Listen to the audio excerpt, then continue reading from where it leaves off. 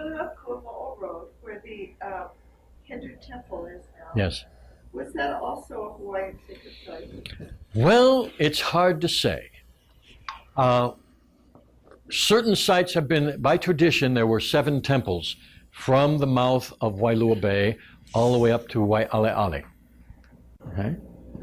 Now, some of these temples have been located. There is Kukui Temple, which is on the north side of Wailua Bay, by the hotel. There is, of course, the whole complex of Hikina-a-Kala, which is at Lydgate Park by the Aloha Beach Hotel. Then as you come inland up that road, Kuamo'o Road, you first come to a temple on your left at the base of a cliff called Holoholuku. And Holoholuku, as I found out recently, I always wondered what that name signified. It was the name of a chief, one of the ancient kings of Kauai. And that was also a place where the birthing stones were. So we've got 1, 2, 3. You continue up, you reach Poliahu. That's 4.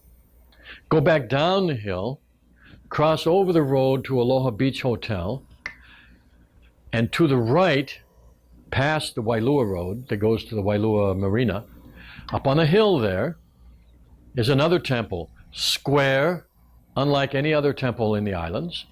The walls cross like this at each corner, and it's an extremely unusual design. And there are a lot of other features out of it that are different. Okay, and this temple is called Malai, which is a very curious name because it's the same word used for temple in the Marquesas, in Tahiti, and in New Zealand. Okay? And it's the same word. It's very ancient. We have in part of a legend of Pele, where her sister comes to the island, one of the first things she does is, in poetic form, greet the chief Malai. Now it says greet the chief, but she's offshore in her canoe. What she's doing is doing a chant and paying respect to that temple. And this is a common theme. So Holoholuku was an ancient king of Hawaii, or was it just the temple? We don't even know that for sure. Maybe both. At any rate, if you go up, so now we've got 5. 2 are missing. Not missing because we know where the 7th is. The 7th is right on top of Waialeale. And the Kane priests used to make pilgrimages there, because that was a place sacred to Kane. And remains of that temple up there, it's small, but remains still exist right at the very top. Okay. So that leaves 6. Where's the 6th temple? That's where all the controversy lies. Because no temple remains have been found at the Hindu monastery site.